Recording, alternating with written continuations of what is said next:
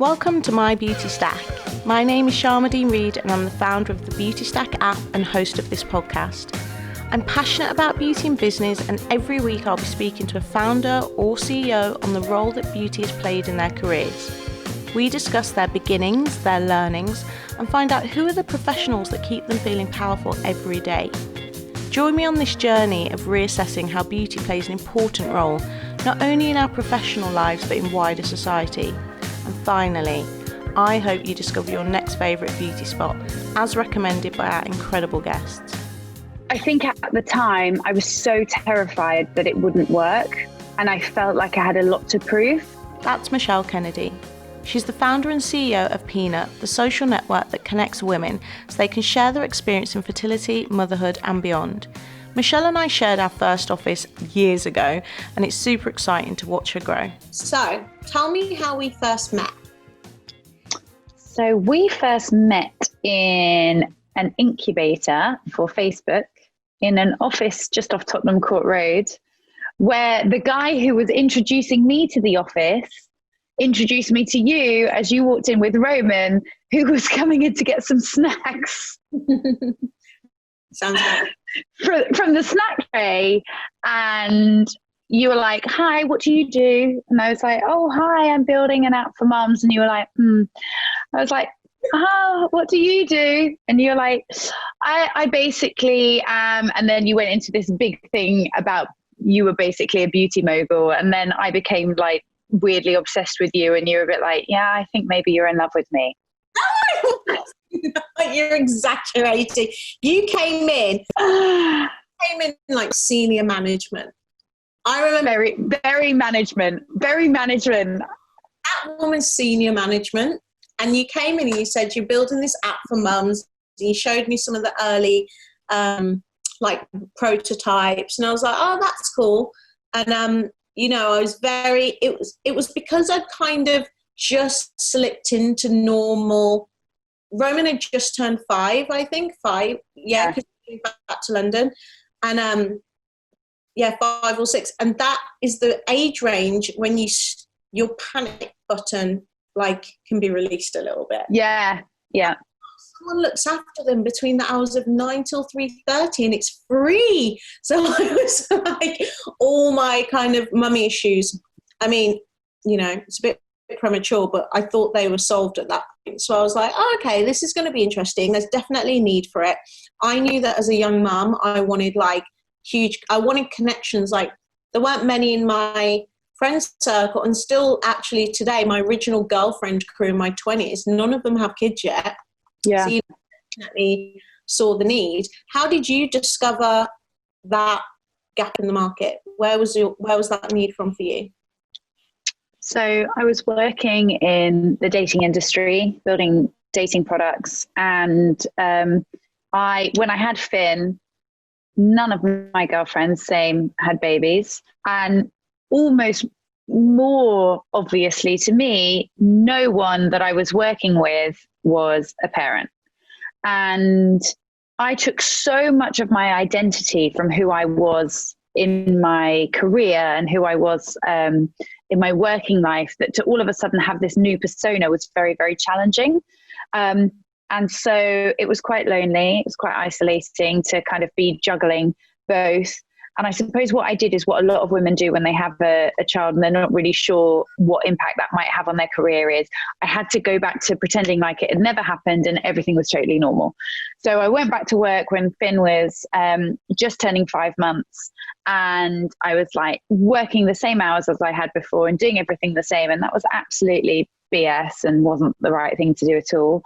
And I was miserable because I hated what I was doing at work and being away from him, and then I hated being with him because I wasn't giving it 100% because I wasn't, and it just all felt a bit of a pull, and it took me a while to realize actually it's really incumbent on me to make sure that I set the boundaries for what it means to be a working mom or return to work mom, because every other woman in the organization, there weren't that many of them, but any of them that there were, they thought that the right model was you come back and pretend it didn't happen. So it took me a few months to kind of get into the right space of saying, I'll do calls whenever you want. right through the night if you need me to, but between 5 and 7, don't put anything in my calendar because I'm not around. I'm doing bedtime and bath time, and that's not for me. So it took me a while to get there, but I got there. What did you study at school? Like, I think I was one of the first in my family anyway to go to uni. And my mum had been very clear with me, get a profession. So you can be a doctor or a lawyer or a teacher or an accountant. And that was kind of what I understood professional working life to be. Wow. And I went with lawyer because I didn't know anything better than that. So that's what I did, went to study law. Did you always want to be a lawyer though? No. Actually, when I was younger, I wanted to be a ballerina, anything to do with ballet. I know. And then that like moved into like Amdram, anything to do with drama. I'm quite dramatic, as you know, so that would have been good for me. And that was very clear that was just not going to really cut it, actually. That is so cute. Were you in the school productions and stuff? No, didn't really have that at my school, actually. But I did used to go to, it's called Key Youth Theatre. So it's like a theatre group on a Saturday morning. And I went to dance classes for 3 hours every Wednesday night. So I was like, I was quite into it. And then at what point were you like, okay, I guess I'm going to have to do law? Like my mum was pretty clear, I think. She was pretty much like, not sure that this is a career. It's a pastime. It makes you more interesting, I think was her like explanation. Makes you more interesting, but I'm not sure it's a career. And I was like, wow, okay. And she was like, you need certainty and you need your own money. And that was her like obsession. You need your own money. And so that was probably the law part.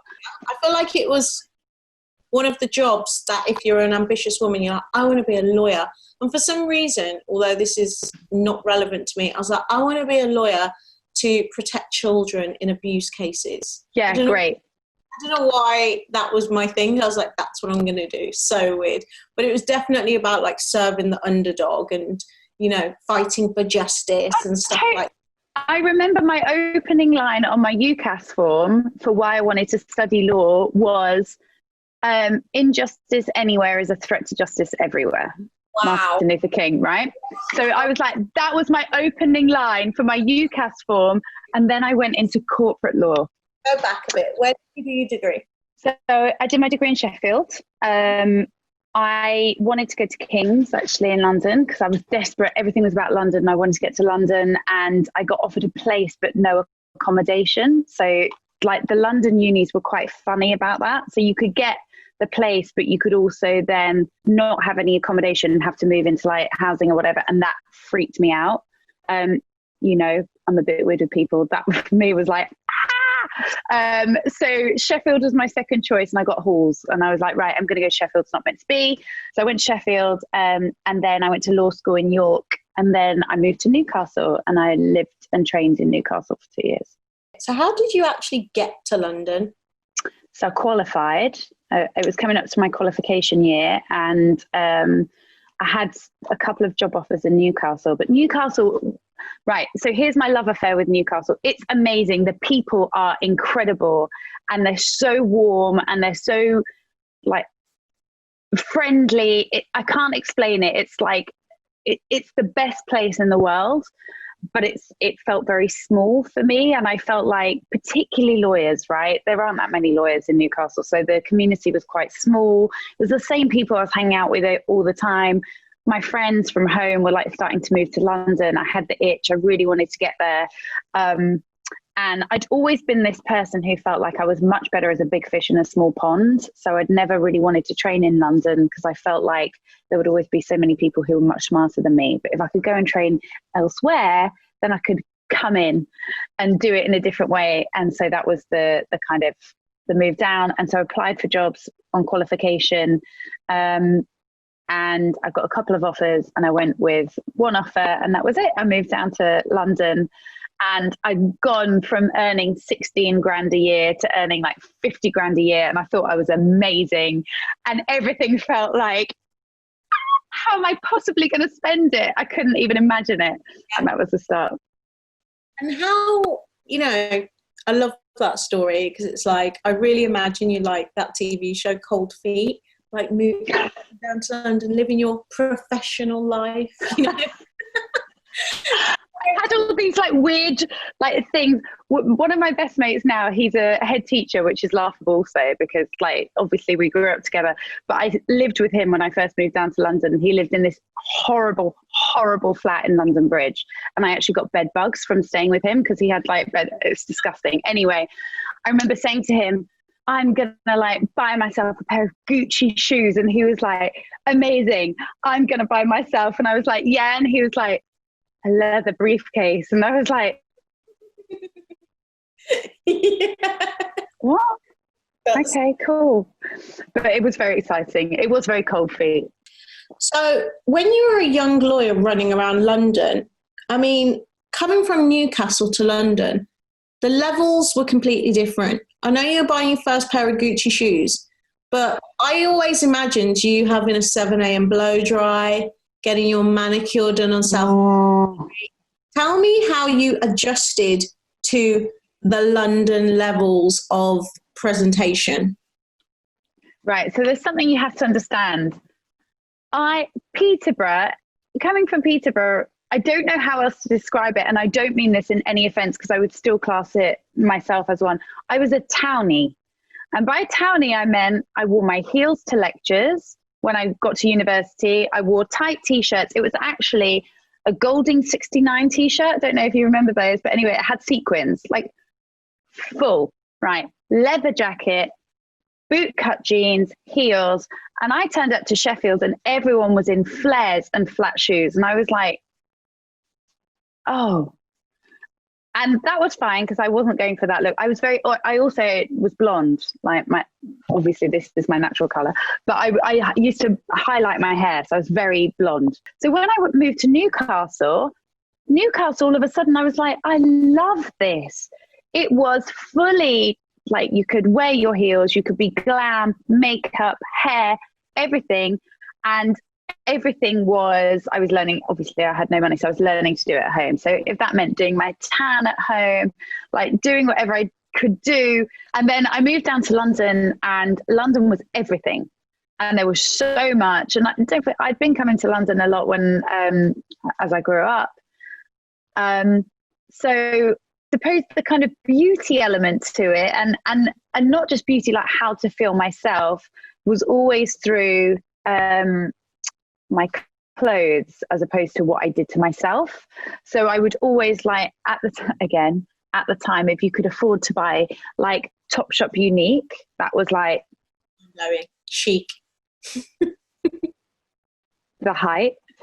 Or Reese actually for work. If I could go in a Reese dress to work, I was like, I'm basically Ally McBeal.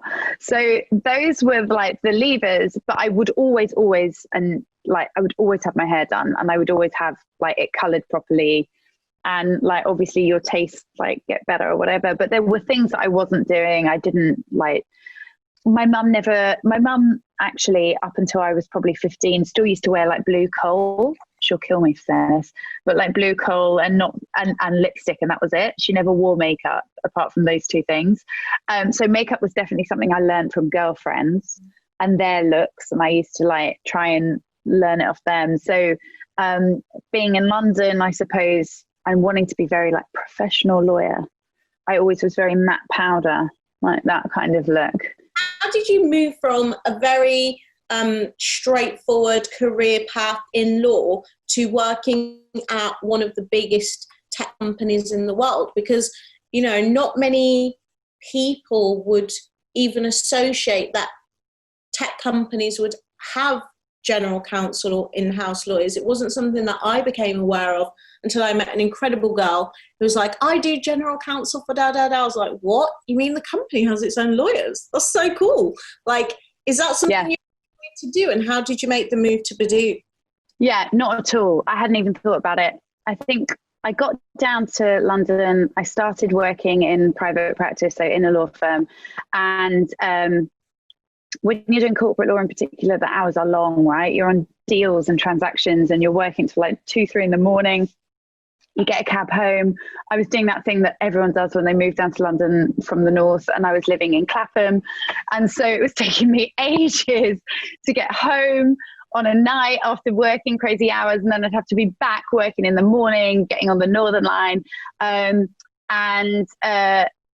just didn't love it. It wasn't I didn't love it. And so I actually tried to leave because I'd found this, I mean, this is random, but I found this job at IMG to be an in-house lawyer. And I was like, I'm going to be a lawyer for models. This is going to be great. It's like me being able to touch fashion. I'm going to be so great at it. And I went for all the interviews. And then my head of department at the time was a bit like, contracts are contracts, just so you know. And if that's what you want to do, like, I don't know, maybe just think about it a bit more before you go there. Like, I feel like it's quite early. So I stayed. And I started to get into it because I was doing more and more work for one particular client, which is actually also nothing to do with tech. It was bioscience. Again, very not me. But I like the client, so I kind of got into it. Then I went to work for them. They asked me to go and work for them in-house, so I went to work for them. And it was when I was working for them that one of the other lawyers that I used to work for called me, and he was like, there's this young guy, he needs a lawyer. And I was like, not what I do. He was like, no, his company needs a lawyer. He builds dating websites at the time. He builds dating websites. And I was like, ugh. Because at the time it was like eHarmony or Match.com. Like, it was a different world. I was like, no, I don't think that's very me. And also all I could think about was what Trish, my mum, would say. She would not be happy about that. So I was like, but I went to meet him. And it was the founder of Badoo, Andre, and he's this young guy. And it was kind of amazing. There were 52 million people using Badoo at that point, and I'd never heard of it before. Crazy. And it was blowing my mind. It was at a time when The Social Network, the movie, had just come out. Tech wasn't such a big thing in London, so no one was really talking about tech in the same way that they are now. And so I went to meet this young guy. He tells me about 52 million people. Even in my mind, I couldn't imagine that. And then I go to this office in Soho on Denmark Street, and I was like, ugh, what? This is it? This is tech? And then I walked in, and it was amazing. It was all these young guys, and they had their headphones on. They're like writing lines of code and drinking Red Bull and eating hula hoops. And I was like, I mean, this is cool. And then that was it, really. It was weird and it was different. And I felt like I could do it because I was young, and I would try it and see what happened. And I just fell in love with it. How old were you at that time? I think I was 26. At Beautystack, we believe in increasing the power of beauty and wellness professionals around the world. Whether that's industry power, economic power, or simply the power to manage your career on your own terms, we got you. Beautystack helps you grow your business through our app. You can build your portfolio, be discovered by clients in our home feed, and take bookings and payments all directly from your content. Because likes and shares don't put food on the table. Join the Beautystack community and download the app for free from the App Store today. Now, back to the show.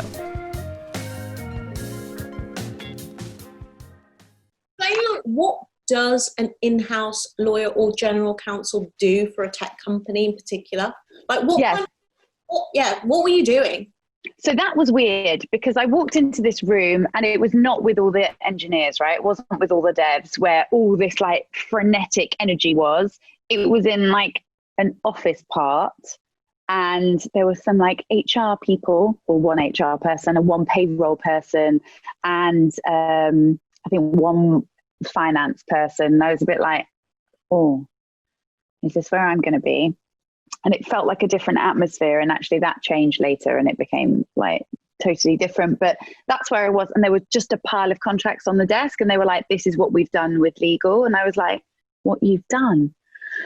There were a few trademark applications in there. There were some aggregator contracts, which is how they collected. So it was a freemium model. Badoo was monetized on a freemium model. So it was how they collected revenues through all of the mobile operators that were collecting revenues for them.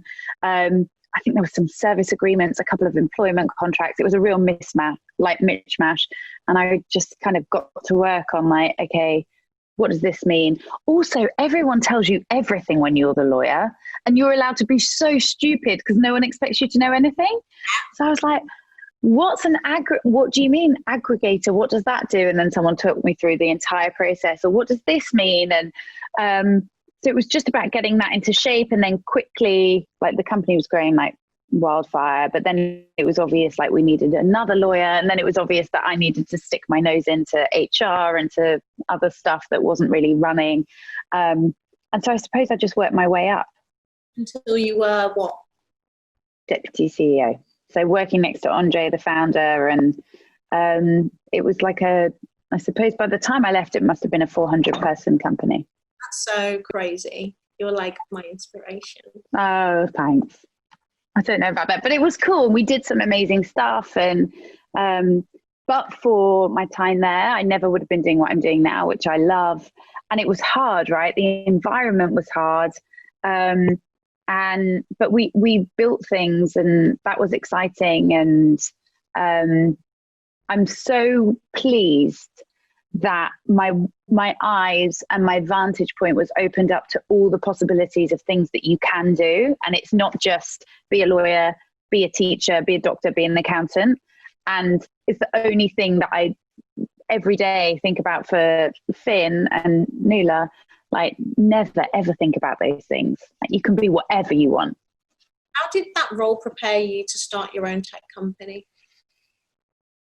I mean, you saw me. It's very humbling to go from being a suit to not being a suit. Like, you have to do everything. All of a sudden, there were no people to do anything. There were no teams. I was the team. I scrambled together like 4 people, and I couldn't recruit anyone from my network because I had massive restrictive covenants, which meant I couldn't hire anyone. I'd also been part of something very slick and very successful, and all of a sudden I had to be at ground zero. So that meant like stuffing envelopes, or it meant dragging my mates along to random baby raves and getting them to hand out like badges for me, or like whatever I could do. I had to do everything. So in many ways it prepared me for nothing, and then it prepared me for everything, because I at least had a foundation of understanding, okay, this is what I want to build, or this is what I don't want to build. Like, I had some of that. You are such a hustler that, you know, when you said like it bring you down a peg when you've got all of this stuff at your disposal and you just became more resourceful, like, where do you think that comes from, that drive, that resourcefulness that you've got? I think at the time I was so terrified that it wouldn't work, and I felt like I had a lot to prove. I felt like there was no necessarily external awareness of what I had been doing in my roles.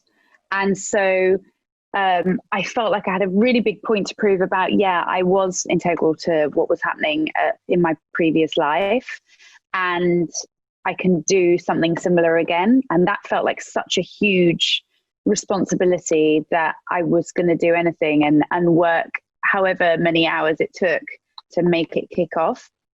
You know, did I deserve my first win? That's always the thought that I think. I think it is that. While you were launching Peanut, people knew Bumble, but they didn't know Badoo. What was the response that you were getting out on the market? I think that was like the biggest pressure, because I knew everything I'd done at Badoo, but people didn't know what Badoo was, but people knew what Bumble was. So they wanted to talk more about that. But actually I wanted to talk about Badoo because that was my role. That was my life. That was my job. And Bumble was great, but that was a part of it. And so I was always very, very sensitive to letting anyone in either team down. Like, I had to make sure that Peanut was a success and I had to work my ass off, because I couldn't let it be that anyone would think that I was just part of a well-oiled machine at Badoo, because it wasn't. It didn't have any oil actually at many times, but anyway, it wasn't that. And I couldn't have it be part that I was not involved in Bumble, because I was. And so there was this balance between how do I tell the story, not letting either side down, because ultimately I really want Peanut to be great and to win and to showcase what I'd done. And imagine if it failed and then people would be like, she wasn't really part of those companies, or she was lucky to be part of those companies, or worse than that, imagine getting a call from either Whitney or Andre and being like, that's not great in terms of the company, Peanut, the company not succeeding. Like that would just be, that would give me nightmares. I didn't sleep about it because I couldn't, like, I felt almost a pressure to not let them down, but also not let me down, but also not let my then little team who had become family down, who were taking a chance on me. It's a lot of pressure. I have it's a thing I talk to my coach about all the time. I'm like, but if I'm too happy, I'll lose my motivation. Yeah. If I'm content, then what will drive me? I might as well go and be like a goat farmer in Wiltshire or something. So you kind of need a bit of edge and fear, and it's actually fear. The paranoid survive. You have to have a bit of paranoia to like put the rocket up your bum in this game, I think. You know, I am like paranoid android. I'm always like, the world's out to get me. What have you got coming up this year where you've made time for yourself? So I'm not great at it. Actually, I failed massively twice, but I did do something today that you would be proud of. So this year I promised myself that I would take some time off. And then and then I couldn't, because we ended up being in a fundraiser that I didn't know we were going to be in. So I was like, okay, so I can't do it then. And then I was like, so after we close the fundraise, I'll do it. And then I couldn't do it then because it was like, okay, I've got a new investor. We have to like kickstart. And then it was, okay, I'll get to the board meeting and then I'll do it then. And now we're in COVID and there's just like, it just doesn't work to take that time. So I failed on those parts, but it's in the back of my mind that I need to do it. But today I did speak to a coach about doing coaching. I want to talk about you going from blonde, which I'm absolutely shocked by this revelation, Michelle. Yeah. Actually blonde. Going from blonde to brunette because you wanted to, in your words, be a serious professional lawyer.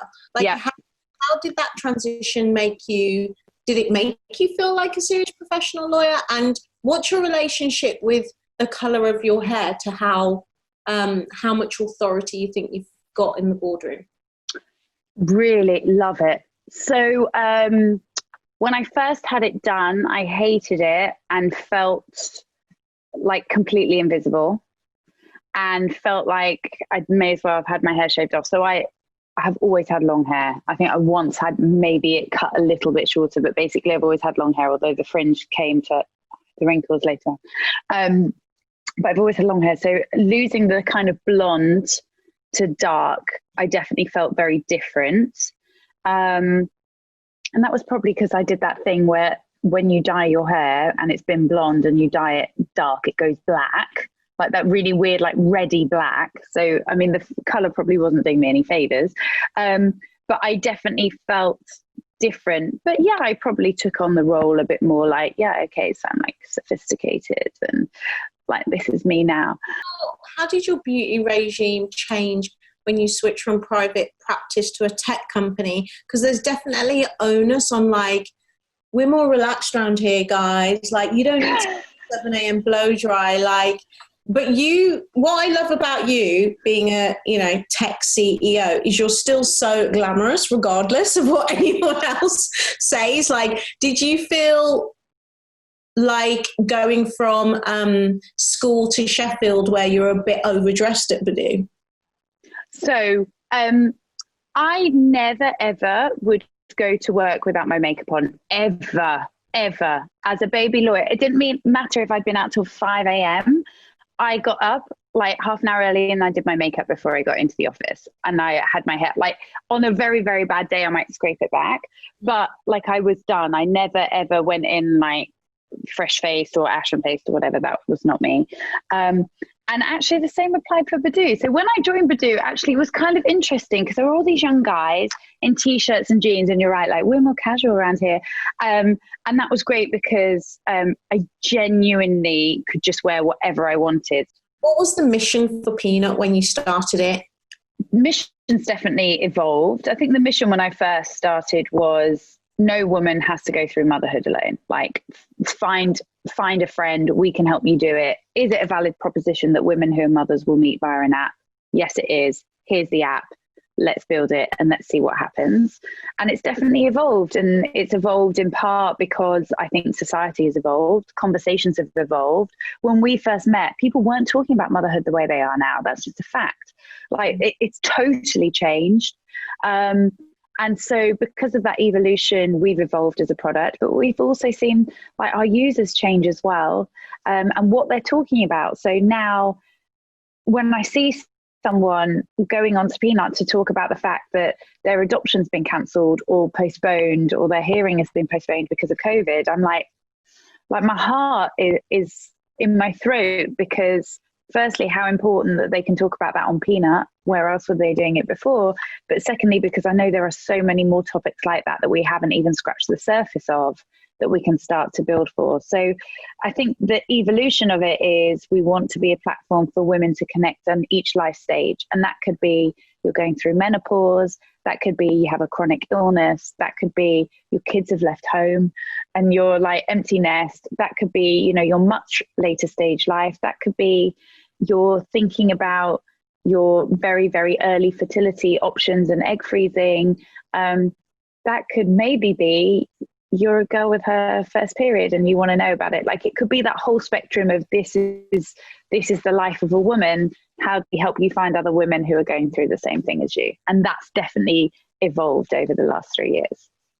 That's amazing that people are sharing such personal, like, and very, very intimate details on your platform. Like, when we were sharing that office in those early days, I remember you building, like, trying everything to build a community. Like, you genuinely, like, in a startup way, were like, we're going to test this, we're going to do that, we're going to, you know, see if this works, if that works.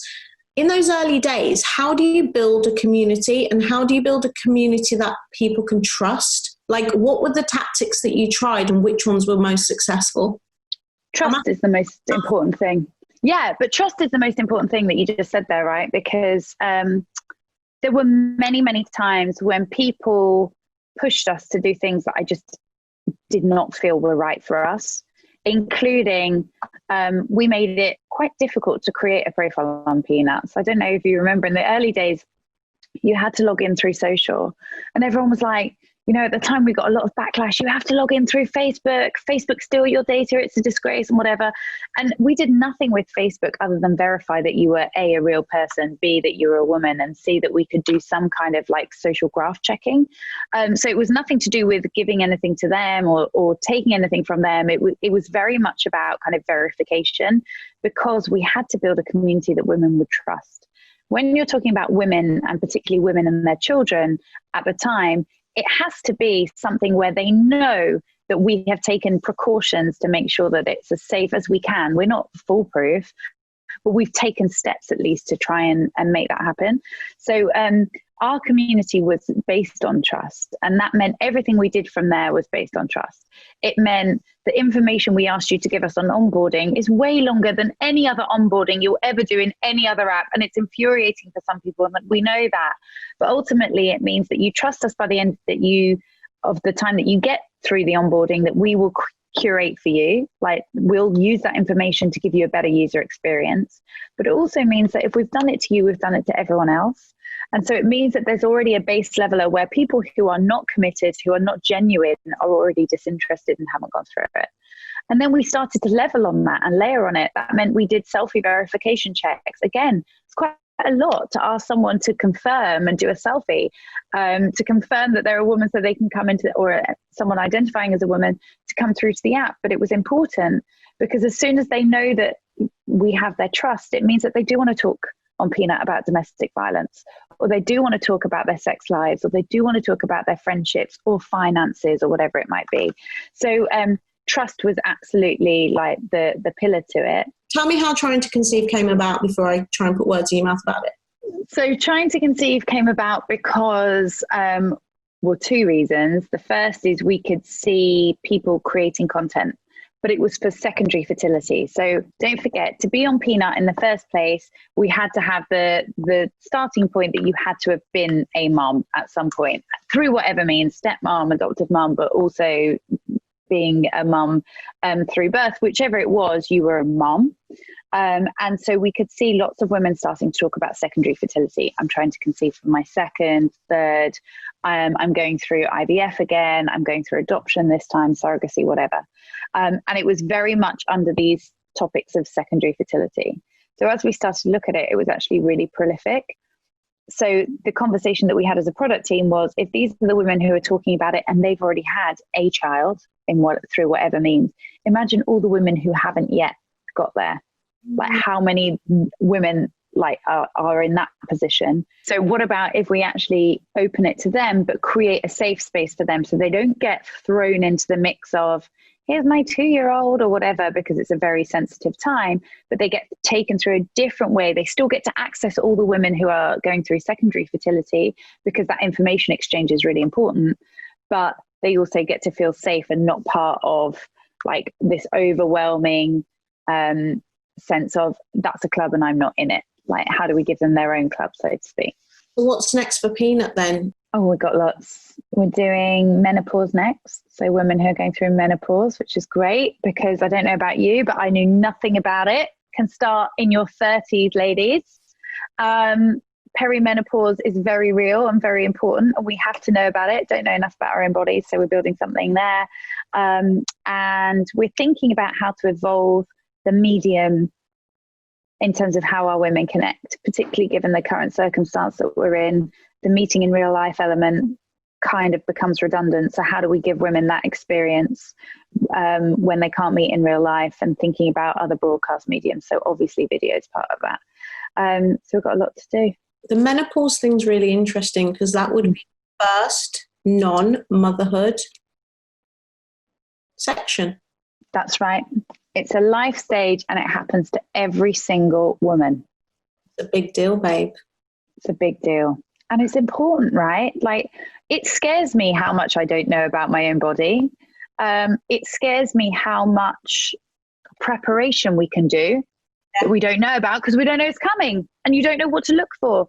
Sleeping pattern, I know I bore you with my sleep all the time, but sleeping patterns, eating patterns, all of that can be indicators of what's to come, and we can manage it so easily. We just don't know about it. So how helping women connect on those levels. And also, I suppose the move away from it just being solely motherhood is more related to we're thinking about issues that are taboo and that women don't feel like they can talk about elsewhere, and letting them talk about it on Peanut. We're going to start at the top of the stack, my Beautystack. Who does your hair, which is always so glossy and shiny and gorgeous? He's called James at George Northwood, and I'm obsessed with him. How often do you get it done? Right. So, okay, you know that I'm so weird about so many things, and one of those is also cutting my hair, but he's the only person I would trust to cut the bangs, apart from myself, that I did with the kitchen scissors, which wasn't great. So he'll let me go in for fringe trims whenever I want, but I basically don't get my hair cut like once every 4 months, because I'm so like freaked out by seeing myself with short hair. However, more recently, my husband has quote unquote asked me to be a mensch and go and get my hair done more. Because I moan about my hair too much. Oh, it's scraggly. Oh, it's this. Oh, it's that. So before this horrendous outbreak, I actually had booked myself in to be one of those ladies who gets her hair done once a month. And then COVID happens, and it wasn't meant to be. So there you go. Do you get facials or anything else done to your face, and who does it? I do get facials. I haven't had one for a while. The last one that I had was at the Connaught. Your brows are a big deal. Who does them? Right. So I basically used to get them dyed and plucked. But when I was younger, do you remember when we were young and it was the trend to have really skinny brows? And so we all did that awful thing of over plucking them. And my mum, Trish, used to say to me, you'll regret that. And she's still got really annoying, thick, bushy eyebrows, and they're great. And I really do regret it. Anyway, so recently I had them microbladed, What about lashes? Are they natural or do you get extensions? Natural lashes, don't get extensions, because also I am that nervous person who would pull them off in times of like anxiety. But I do very occasionally get that LPL. LVL. That's the one. LVL. Lash lift. That lash lift. I've had it done a couple of times with band brows. Do you get your makeup done professionally ever? I don't actually. It's the control freakery in me that means that I can't allow someone else to do the makeup. I have done it a few times for shoots. What about body treatments? Do you get massages, scrubs? Scrubs I love. I'm really into coffee scrubs. I'm not actually lying. I genuinely think it makes a difference. Like particularly to my stomach where I've had the babies. I've got a big C-section scar and a bit, looser. Tattoos, piercings, do you mark your body? What have you got? I have a tattoo. Really? Where? Yeah. On my bum. No. Do you really? Yeah. It's a little star. Wow, you're so cool. I know. I got it when I was obviously young and rebellious and in Tarifa. Which is a little part of Spain where it's very surf and cool and Moorish. And I was with Soph and she loves tattoos, so I thought I'd get one too. But it had to be in a place where no one would ever see it. You know me, very like, yeah, I can get one, but my mum can never see that. And then I managed to get through my whole like wedding by wearing a plaster when she came for fittings with me on my bum, so she would never see it. And even I got through the birth, I got through everything. And then we were on holiday with the babies, and I can't remember, my swimsuit must have like risen up. My mum went, "Sure, have you got a tattoo?" And that was it. I was like, "No." She was like, "Have you marked yourself?" And that was it. She was furious with me. So there you go. What's your nail vibe and who does them? So variety. I do like a bit of dry bar. I like the little like clean look with the little dots on. So I get them done. Hershisons also, you can go in, get your lashes done, then get it done there. I've done a bit of that. I really like the little nail places around where I live. And I can go in, I can get my nails done. And I always like to have nice nails and nice feet. Not that you would know it right now. It's like, this is destroying me, this COVID situation, because of this. What about hair removal? Yeah, get it all off. Love it. What do you get, a wax? Yeah, I get it all waxed off and I love it. And again, what's going on? COVID killing me. I'm very, so I'm again, Trish, doesn't approve, but I shave arms and legs. But I always get my bikini line waxed, and I love, like, that is something that I do very, very religiously. I've never shaved my bikini line. Where do you go? I go locally, or if I'm in town, I try and find somewhere in town. So variety of places. I think I'm not like particularly loyal on the waxing front. I feel like as long as it comes off, I'm okay with it. What about wellness? Do you have any holistic treatments? When I first had Finn, I used to do a lot of yoga. So I did a lot of yoga with someone called Jackie, and she would come to my house, and she used to do a lot of kind of meditation practice with me. I stopped. She moved actually to Portugal to set up her own practice, so I stopped doing it. So I have become increasingly poor at doing holistic treatments of any sort. I try and use apps where I can, but I'm not great, to be honest. I need to find the right people on Beautystack. Because of that, I'm assuming you don't do any like spiritual healers, tarot, shamans. That is not my vibe, only because I'm so Catholic in my like culture that I am so frightened of doing any of that stuff in case he sees me, that I don't do it. Do you have a life coach or therapist? No, but business coach. I've just had that conversation today, so I'm trying to start that. I did see a therapist for a while actually, and she was great. I really enjoyed it. You have to be in that mindset where you're going to commit, and you have to actually commit and focus on doing that. And I did do it for a while. I stopped finding it beneficial, not because of her actually, but because of me, because I started to find it a burden or an interruption to what I was doing. And now I feel like business coach is what I need, actually. Are there any other treatments as a founder CEO that you can't live without that keep you at 100% or try to? Botox. I love how you love Botox. It's so funny. You're just like, babe, I've got to get my Botox. I love it. I don't get, people don't talk about it, and I hate that shit. I'm like, don't pretend. I can see you've had it and it's fine. I love it. You look great. Why are you hiding it? Yeah. So I have very, very freckly Irish skin, and it suffered a lot, particularly in my forehead, from sun damage as a kid when it was very, very, well, actually it was fashionable to be tan, but I couldn't tan, hence aforementioned tan treatments that I now do. But it definitely did damage my forehead. So now actually I need it done, but just a little help there. Actually, the bangs kind of tied it over, but I love it.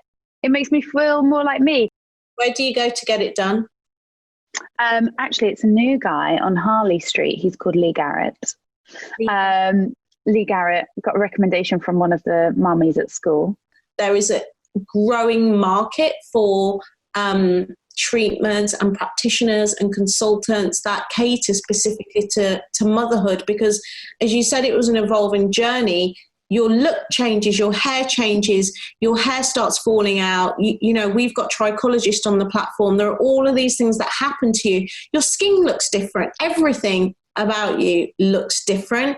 And for me, it took me a whole year, you know, until Roman was 1, I just didn't feel myself for a long time.